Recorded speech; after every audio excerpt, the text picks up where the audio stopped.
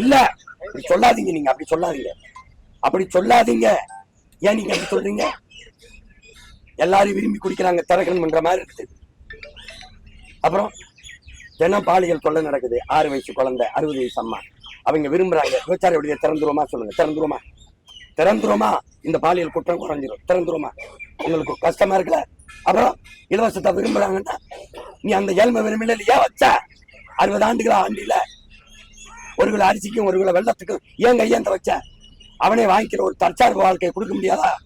சொல்லுங்க. ஒரு அரிசி பருப்பு வேட்சியில கூட வாங்க தன் காலில் நிக்கிற ஒரு தற்சார்பு வாழ்க்கையை என் மக்களுக்கு கொடுக்க முடியாதா? அந்த ஏழ்மை வறுமையில ஏன் வச்சா? 60 ஆண்டுகளா ஆண்டு வச்சுங்க. என்னது நல்லாச்சு? என் மக்களை கையேந்திரனாக்கி நான் சொன்ன கோச்சுக்குருவியா பிச்சைக்காரன்னு. நான் கையேந்திரன் சொல்றீங்க, பிச்சைங்கிறீங்க. நான் திரள் நிதின்னு கேட்கறதுக்கு மக்கள்கிட்ட கேட்கிறேன். மேல அன்பு இருக்கு கொடுக்குறான். நீ திருட்டு நிதி வச்சுக்கிட்டு கட்சி நடத்துற. அந்த திரள் நிதியில மக்கள் காசுல இருந்து மக்கள் இயக்கம் நான் மக்கள்கிட்ட இருந்து வாங்கி நடத்துறேன். அதையே நீ கவலைப்படுத்துற, பிச்சை எடுக்கிறான் சீமான்ற. அப்ப நீ என் மக்களை, ஒட்டுமொத்த நாட்டு மக்களையும் கையேந்த வச்சது பிச்சை இல்லாம எப்படி இலவசமாகும்? எப்படி இலவசமாகும்? யாராவது உங்ககிட்ட ஐயா எங்களுக்கு இலவசமா பஸ் ஓட்டுங்கன்னு கேட்டாங்களா? ஐயா எங்களுக்கு இந்த தேர்தல் வருது, இங்க வருங்க ஒரு டோக்கன் கொடுங்க, நாங்க அதை வாங்கிக்கிறோம் கேட்டாங்கன்னா சொல்லுங்க. கேட்டது யாரு?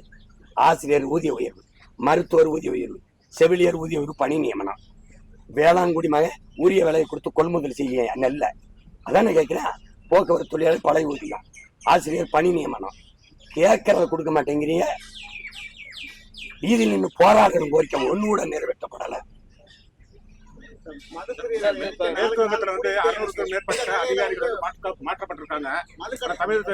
யாராவது ஒவ்வொருத்தரா